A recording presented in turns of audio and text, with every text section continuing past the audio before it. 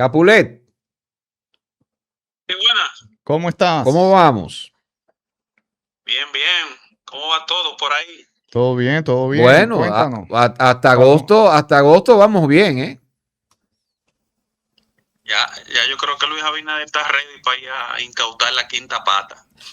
Bueno, y nos tiene el espacio allá ready. Sí, habilita un espacio ahí para dos. Ujú. Bueno, tú sabes que esas persecuciones no se han limitado simplemente en lo local. Ustedes saben que todos hemos sido víctimas de persecución de una manera u otra. Ellos se la han ingeniado en perseguir a todo el mundo porque ellos quieren dejar un ejemplo de censura, de que no se puede hablar en contra de ellos. Tú sabes que eso, cuando se trata de mafias, ellos están bien organizados y lo más que les sobra es dinero, porque dinero no es dinero limpio. No sé si tú me entiendes. O sea, ellos Sí. tienen el poder para hacerlo, pero eso son cosas difíciles. Mira, sobre ese caso que ustedes están hablando de Alan Cáceres, yo quería señalar algo que es la razón por la cual yo estoy llamando, Ujú. Dale. porque en este caso se dijo que se robó aproximadamente 5.000 millones de pesos. Y el dato interesante es que Alan Cáceres, quien es la cabeza de ese entramado, no pudo demostrar el origen de 64 millones de pesos. Escuchen bien, de 5.000 millones de pesos, lo único que se estaba discutiendo de que si era de él o no, son 64 millones de pesos. O sea, eso es como 64 pesos de 5.000 pesos. Entonces la pregunta mía, ¿por qué se está celebrando una condena de 20 años cuando el Ministerio Público no ha podido establecer dónde están los 5.000 millones? ¿Y por qué yo digo esto? Porque cuando el presidente habló en la semanal, él dijo que habrían recuperado 6.500 millones. De esos 6.500 millones, él dijo que 3.000 millones eran de la EDES, que para ese entonces no se dijo el nombre, que estaba relacionado con Maxi Montilla. Efectivamente, Maxi Montilla devolvió 2.000 millones de esos 3.000 y otra parte era para las EDES y otra parte era en inmuebles. Pero ¿cuál es el dato interesante de todo esto? Que los otros 3.000 millones, 3.900, tengo los datos aquí, lo voy a leer, Sí. los 3.390 millones solo eran 1.049 millones en efectivo y 2.000 millones estaban en bienes y otros 228 millones estaban en tránsito. O sea que los datos que el presidente dio específicamente en la semanal, había una cantidad que son inmuebles que lo van a estar usando los mismos políticos, los militares corruptos, y había, aproximadamente 2.000 millones, y lo único en efectivo que supuestamente iban a entrar eran los 1.000 millones que ellos tenían, más los 3.000 millones o 2.000 millones que ya sabemos que iba a devolver Maxi Montilla. En total tendríamos 3.000 millones recuperados de 103.000 millones de pesos robados. ¿Ustedes saben a cuánto equivale eso, señores? Eso equivale aproximadamente un 3% de los robados. Es como que usted le roben 100 pesos y solamente recupere 3 pesos y que una cantidad de eso esté en bienes. Pero hay más datos importantes que yo quiero señalarle a todos ustedes, que es lo que yo quiero decirle. Porque vamos a ver si esa condena tiene algún logro que nosotros podamos celebrar como dominicanos, porque nosotros estamos viendo, dígame si me escuchan bien, porque les quiero dar otros datos. Sí, te escuchamos bien. Perfectamente. Ok, del caso Medusa se dice que se ha recuperado 457 millones de 6.000 millones. Vayan tomando nota. Del caso Calamar dice que se ha recuperado 433 millones de 41.000 millones. O sea, es como que usted de 41.000 pesos solamente recupere 400 pesos. Entonces, del caso Antipulpo solamente se han recuperado 124 millones, que en el caso Antipulpo también es de 7.000 millones. Es como que usted de 7.000 solamente recupere 124 pesos. Entonces, del caso Coral G, porque hubieron personas que hicieron negociaciones, solamente se ha recuperado 18 millones de pesos. Y ahora que yo vengo al dato específico, con el caso de Coral G, lo que yo quiero decir, si solamente se han recuperado 18 millones, más los 64 millones que él no pudo demostrar que se los robó y él era la cabeza de todo, estaríamos diciendo que poco menos de 100 millones de pesos han sido recuperados de 5.000 millones de pesos. Entonces yo no entiendo qué es lo que se está celebrando en República Dominicana, porque si nosotros vemos cuál fue la promesa del PRM, era recuperar los robados, porque el caso Van Inter nos demostró que con 5 años el señor Báez cumplió su pena y nos dejó un hueco a nosotros económico de 60.000 millones de pesos del fraude bancario. Entonces yo lo que pregunto, ¿qué es lo que se está celebrando realmente? Porque si nosotros vamos a calificar a nuestros hijos cuando van a la escuela y usted entiende que de 103.000 millones de pesos que se robó, específicamente el presidente recupere poco menos de 5% y que en efectivo solamente se ha recuperado un estimado de 3.000 millones y de que esos 3.000 millones hay que darle casi 1.000 millones a los abogados del Estado y nos va a quedar el pueblo dominicano 2.000 millones que no sabemos dónde están. Yo quiero saber qué es lo que nosotros tenemos que celebrar. Porque aquí todo el mundo ha salido a celebrar esa sentencia que se ha dado, que sí, que lo condenan, que Danilo, ¿y dónde está el dinero? Los 5.000 millones.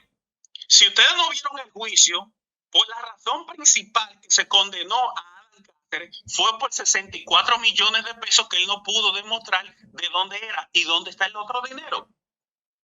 Y yo creo que esa es la crítica principal que debe enfocarse a todo el mundo, de que tienen que devolver el dinero robado, el número de dinero robado. Eso es lo que queremos. Porque esas condenas se pueden diluir en el tiempo. Incluso ese caso me parece que está extinto. El dinero robado es lo que nos interesa a nosotros los dominicanos. Así es. Capulé, te quiero preguntar sobre tu caso y la demanda de Felipe Vicini. ¿En qué está eso? Oye, tú sabes, yo tengo unos abogados que están llevando mi caso. Especialmente también una de las agencias ONG más grandes de Estados Unidos, que tiene que ver relacionados con periodistas, me está dando un soporte con este tema. Honestamente no puedo hacer comentario de ningún tipo. Yo creo que el señor en cuestión está en su derecho en iniciar un proceso y nosotros tenemos nuestro derecho de defendernos y demostrar que nosotros tenemos un derecho a la defensa normalmente, pero yo creo que este caso legalmente, a fin de cuentas, los abogados son los que tienen el control y no puedo hacer más comentarios de ahí hasta que no lleguen a una conclusión, porque ahora mismo un juez federal está evaluando ese caso. Muy bien. Pero estoy muy tranquilo. Yo creo que con eso le digo todo. Estoy muy tranquilo. Muy bien. Tranquilo. Muy bien. Y en el caso de la noticia que salió en El Nuevo Diario, donde ellos afirmaban que GB Group te había demandado, ¿en qué quedó eso, man? Háblanos de eso. Mira, específicamente eso salió en conjunto con una campaña digital que sabemos los nombres, desde aquí de Estados Unidos sabemos los nombres de las personas que participaron en eso. Yo acudí a una agencia de Estados Unidos, le comenté lo que estaba pasando, se ha investigado todo eso y eso ha correspondido a una campaña estatal. Incluso la información relacionada incluso con Nuria Piera, que incluso que abarcaba la quinta pata, esa información fueron borradas, esos 2 videos que hizo Nuria Piera, donde incluso cuando ustedes van al medio El Nuevo Diario, que es donde está colgada esta información, El Nuevo Diario justifica que se menciona a Capulé con GB Group haciendo referencia a la investigación de Nuria, que Nuria la borró. O sea, efectivamente en un futuro nosotros sabemos que no podemos accionar legalmente ahora hasta 2028 porque no va a tener ningún sentido, porque ustedes saben cómo está la justicia, ya los jueces están reprogramados para cualquier tipo de cosa, pero en cualquier momento, desde mi parte, pienso iniciar proceso legal, no solamente con el Nuevo Diario, porque hay gente que piensa que eso se ha quedado en el olvido. Pues todas las personas, incluso la fiscal, si en algún momento no se retracta, yo tengo mis ahorros para dedicarlo a abogados. En algún momento, luego del 2028, cuando saque el PRM, yo estoy joven, todos los días salgo a caminar, estoy saludable y estoy esperando mi turno. Sabemos que esto es un asunto estatal. Hay personas que creen que esto se detiene, pero yo creo que esto va a seguir. En el caso de GB Group, yo lo dije desde un principio, GB Group puede demandar en Estados Unidos, pero la intención nunca fue demandar en Estados Unidos, porque esto fue una campaña, yo digo que de tratar de quitarle el crédito a los comunicadores. Si tú te fijas, Capulé, en el caso Capulé. de las estaciones de combustible, a Jeff de Ventura se les indicó lo mismo. En el caso de este joven que trabaja para Stone Radio, cuando hizo una denuncia se le dijo que le estaba extorsionando. En el caso también de Furcal, que hemos visto, también se le respondió que estaba extorsionando. Cuando se le hizo una denuncia a Bonilla, también él respondió que se le estaba extorsionando. Cuando se le hizo una denuncia a Mascarulla, él también respondió que se le estaba extorsionando. Cuando se le hizo una denuncia incluso a Farideh Raful, ella respondió que se estaba extorsionando, pero los procesos judiciales, en el caso de Farideh Raful y en el caso de la hija de Atoy, dijeron que le estaban extorsionando, pero en el juicio no presentaron pruebas ni hubo nada en ese sentido, porque el propósito final era vender las redes sociales como un lugar de la criminalidad, que no se crea lo que se dice. Por eso se inventaron un artículo que dice difamación extorsiva, porque aparte de que ellos quieren usar el Estado para presionar a los comunicadores con ese tipo de cosas, ellos quieren también que todo lo que se diga de ellos es difamación y que se quiere extorsionar. Pero la extorsión, igual que en Estados Unidos, República Dominicana, tiene que cumplir con una serie de procesos para tipificarse de esa manera. Sí, muy Entonces, bien. cuando tú ves una gran lista de casos de personas que han acusado, incluso a Gonzalo Castillo, lo acusaron de extorsión también, entre esas acusaciones. O sea, el gobierno ha relajado mucho con el tema de la extorsión, pero esto nació específicamente en Venezuela, cuando arrestaron al Aizami. El gobierno de Nicolás Maduro trató de aprovechar ese arresto que le hicieron al Aizami, que era financiado por Hezbollah, y lo que hizo fue que puso al Aizami a declarar de que él le estaba pagando a un montón de periodistas que casualmente atacaron el gobierno de Maduro. Así que esto es una herramienta de la izquierda. Todo eso está documentado, todo eso, lo que le he dicho, está documentado, porque todo eso en algún momento yo creo que se va a accionar en la justicia con eso. Hay muchas personas que creen que eso pasó ahí, que esto fue un juego, pero esto no es un juego. Esto hay cosas en el futuro que se va a enfrentar. Sí, muy bien, pero quiero detenerme en el asunto de GB Group, porque hay que recordar a las personas que salió la siguiente noticia en el Nuevo Diario, ¿verdad? Ahí fue que yo la leí. GB Group demanda a Capulé por extorsión y creo que fijó una suma exorbitante ahí que supuestamente tú le estabas pidiendo por esa extorsión. GB Group, que es una multinacional de las más poderosas de la región en el negocio de la energía, se contactaron contigo, te intimaron, no, ¿verdad? Capulé. GB contactarme. Sí. Te demandaron. No, si ellos me contactan, son ellos que me están extorsionando a mí. Eso es lo que entiendo. Bueno, es que, o sea, la noticia aquí salió que GB Group te demandó por eso, por extorsión. Y a ti nunca te llegó ninguna notificación de GB Group. ¿Cierto? No. Tú dices con respecto a notificación. No. Eso es que eso nunca ha tenido ningún proceso legal existente. Eso siempre ha salido en los medios específicamente el Nuevo Diario. Eso fue un invento de los diarios de aquí. Una mentira. Pero, si usted fija, eso no salió ni en el Listín Diario, ni en el periódico Hoy, en una gran cantidad de medios que tienen cierto respeto. Eso no salió casi en esos medios. Eso fue una campaña de en el Nuevo Diario. todo el mundo sabe que un importante funcionario del gobierno tiene acciones en el Nuevo Diario, eso todo el mundo lo sabe, pero es como te digo, inicialmente las denuncias que salieron acerca de Gilbert Vigio, no de GB Group, porque también quieren, lo que pasa es que cuando se utiliza ese tipo de cosas, se utiliza una empresa, porque como te digo, se quieren cubrir. Pero realmente lo que salió fue acerca de Gilbert Vigio, o sea, fue que se cuestionó a nivel internacional con esto de las sanciones que tuvo Canadá y de todo ese tipo de cosas.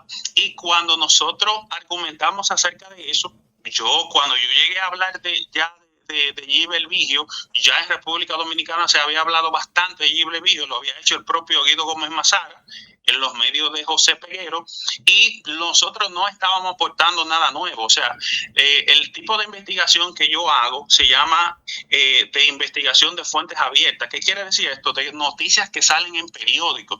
Es por eso que no tiene como mucho sentido que una gente te diga con algo que salió hace 2 años, 3 años, eso no es ningún método de presión para nadie. No sé si tú me entiendes. Claro. Es como que alguien me dice, mira, yo no voy a hablar de... Yo voy a hablar de lo que salió en el Nuevo Diario. O sea, eso no me mete ningún tipo de presión, porque eso salió ya en los periódicos. No sé si tú me entiendes. Claro. O sea, y todo el que ve mi video entiende que esa es la forma en que yo hablo, de que yo comento acerca de una información que salieron en los periódicos, a veces varios periódicos, pero nosotros no hacemos investigaciones de buscar documentos y ese tipo, Nuria o Alicia Ortega, no, ese tipo de contenido no. No, muy claro. Capulet, una última pregunta. Vuelvo y reitero, si ellos tienen alguna duda, pueden en Estados Unidos, pueden iniciar un proceso como cualquier persona. Si tienen, pueden venir a Estados Unidos e iniciar un proceso. Si es real, porque yo tampoco creo que haya sido real. Honestamente, yo dudo mucho eso hace un año si fue ya. real o no, porque yo tengo cierta duda en eso. Porque ellos nunca han emitido un comunicado, como en el caso de Jeff Ventura y ese tipo de cosas. Eso hace un año ya. Capulet, precisamente sobre ese tema de la difamación y del chantaje y ese tipo de cosas, ¿qué te ha parecido las alertas que ha disparado esto entre personas que aparentemente pensaban que solamente esta mordaza iba contra nosotros, los que hacemos comunicación alternativa? ¿No te ha llamado eso la atención? Lo que pasa es que hay un tema que es lo que se llama lo que le pasó a los merengueros y la bachata, que no apostaron al relevo. Hay mucha gente que ya son viejos en esto de la comunicación, han perdido la conexión social, no saben ni compartir nada, ni subir un video, ni editarlo. O sea, básicamente son personas que están un poquito ya fuera de tiempo con esto de la tecnología. Ahora cualquier muchacho te edita un video, te busca 10 informaciones de 10 periódicos, contrata una opinión.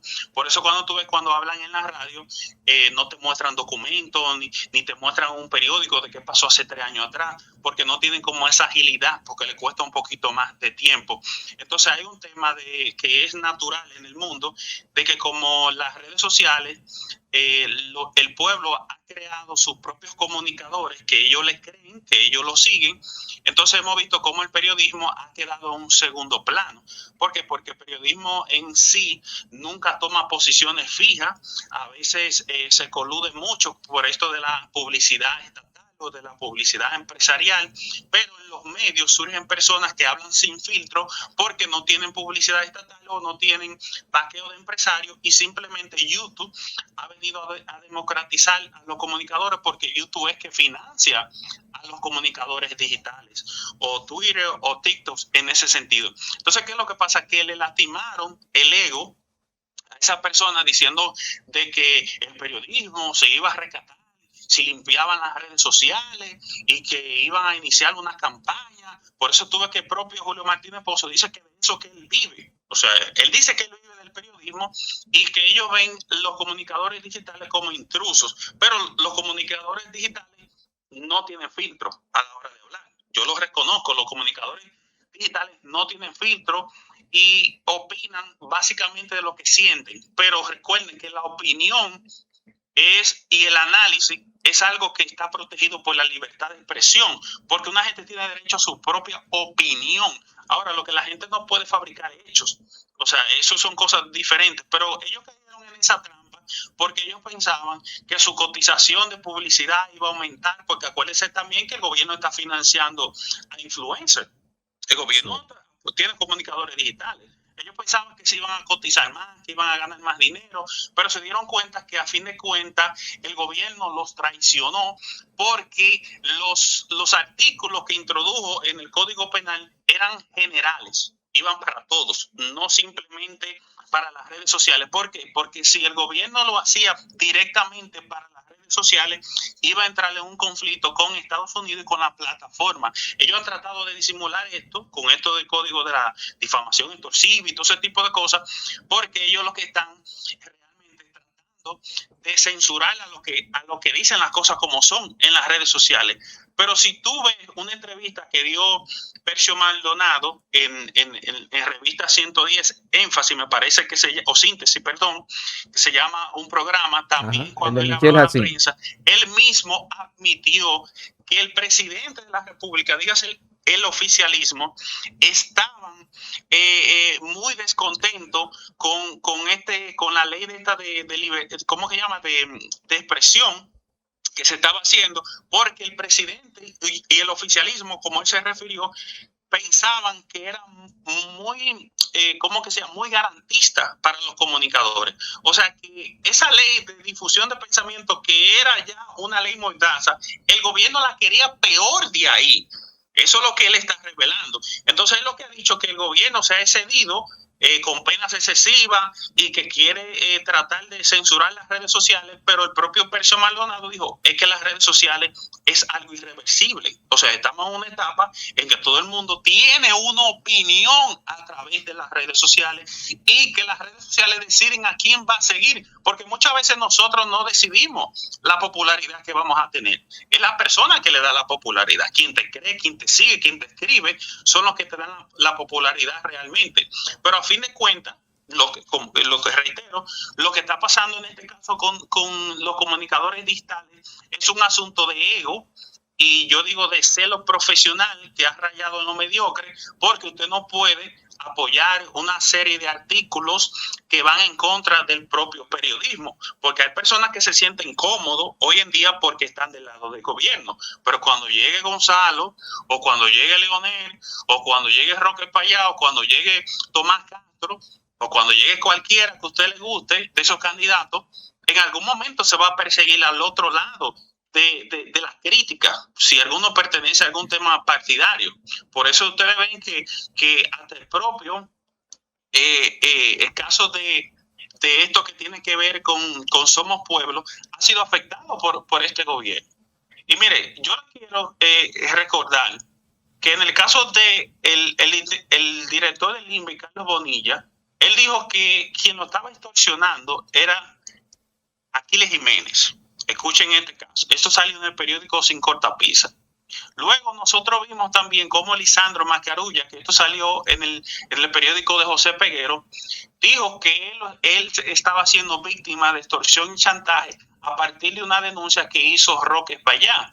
Entonces, cuando nosotros vemos otros casos, nosotros vemos como la ministra Farideh Raful, cuando se hizo una protesta que se hicieron aproximadamente en mayo de 2025, acerca del encierro para Semana Santa, ella dijo que rueden y que ella no iba a ceder a la extorsión ni el chantaje.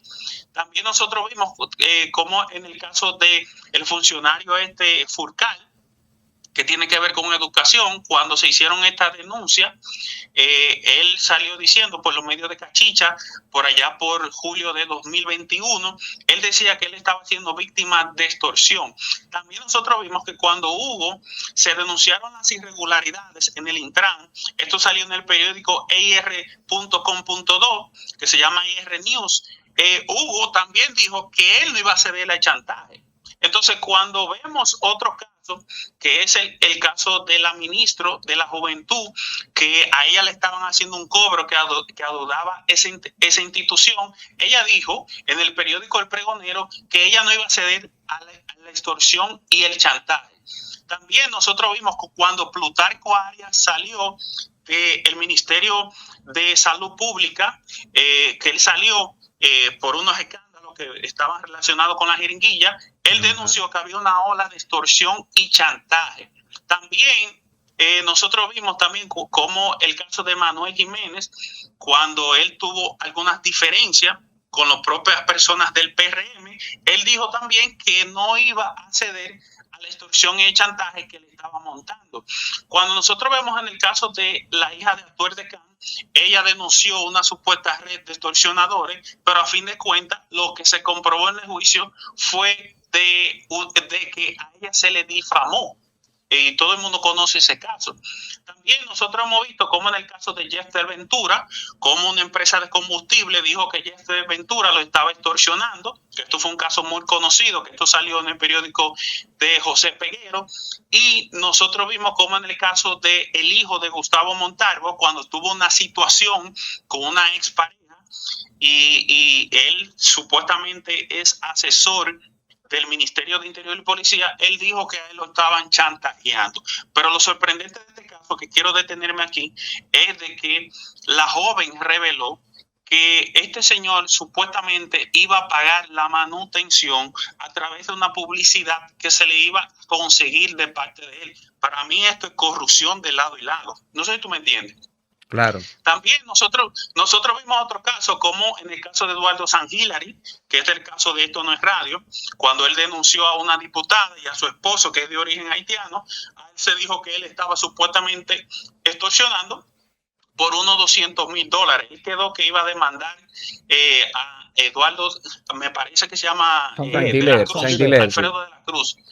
Nosotros vimos también cuando Casimira publicó un montón de funcionarios en sus redes sociales, Guido Gómez Mazara dijo que él estaba siendo víctima de extorsión y chantaje, pero esto no se ha podido demostrar y estamos viendo cómo Casimira sigue haciendo su programa con normalidad.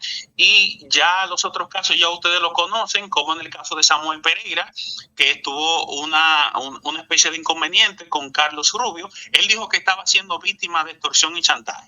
Pero lo sorprendente de este caso de Carlos Rubio es de que estas conversaciones se hacían a través de la primera dama, quien era que facilitaba las ayudas que se hacían a través del Banco de Reserva. O sea, Carlos Rubio lo que decía es que él tenía una necesidad médica y la primera dama le decía que iba a hablar con Samuel Pereira, presuntamente y según las palabras de Carlos Rubio, y lo que se ha demostrado es que obviamente todo el mundo sabe que Carlos Rubio trabajó para que Luis Abinader llegara al poder, y yo entiendo que ellos tenían su forma de comunicación, pero no creo que en el fondo se haya tratado de un tema de extorsión y chantaje, porque yo le toco todos esos casos y hay más adicionalmente a eso, porque ahí está en el caso de Maracay, que salí yo, que Ángel Martí, un montón más.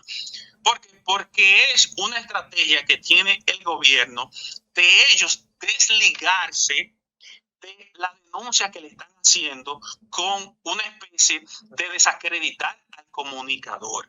Y eso es algo bien conocido que lo ha documentado, incluso lo ha documentado la UNESCO, que ese tipo de cosas se está utilizando para tratar de censurar el periodismo. Desde mi punto de vista, las personas que no tengan nada que ver con ese tipo de cosas no deben estar asustados. No deben estar asustados, honestamente. ¿Por qué? Porque la fabricación de pruebas tarde o temprano se va a caer. En el caso mío de Estados Unidos, una gente que viene a iniciar un proceso con acusaciones falsas le va a ir muy mal en Estados Unidos, porque yo vivo en Estados Unidos. Pero República Dominicana, aún así, si se inicia un proceso en República Dominicana contra cualquier persona con imputaciones falsas, que eso es lo que eso es lo que se teme, que se inicie un proceso legal, eso se va a caer con el tiempo. Lo que va a dejar un pasivo económico, todo el mundo sabe que eso se hace para tratar de perjudicar a las personas, pero a fin de cuentas, cuando tú ves que la hija de Atuel te dice que ella fue víctima de extorsión y es falso, ¿quién queda como mentiroso? ¿Ángel Martínez o ella? Porque para mí, ambos salieron afectados en esto. Pero cuando Farideh te dice a ti que ella fue víctima de extorsión y chantaje y esto no se demuestra, ¿quién queda como mentiroso? Entonces, Eso parece que no tiene sentido, pero en el futuro eso puede tener mucho sentido, porque Bien. ahora está en el poder, ahora todo el mundo lo coge relax. Llevé a una persona a un proceso y acusándolo de una cosa y luego se determinó otra, donde participó, y repito, el Ministerio Público, el DNI, participó funcionarios, policía, DICRIN, militares y todo tipo de cosas, porque recuerden que a Ángel Martínez lo bajaron de un barco. Entonces, ¿qué es lo que te dice la razón a ti? No es momento de iniciar un proceso en ninguna persona de eso. ¿Por qué? Porque están en el poder y se trata de operaciones estatales en contra del periodismo. Y la gente tiene que tenerlo claro eso. Totalmente. Capulet, muchísimas gracias. Gracias, Capulea. Y con tu llamada, muy interesante como siempre, pues despedimos el vivo. Así que será hasta mañana.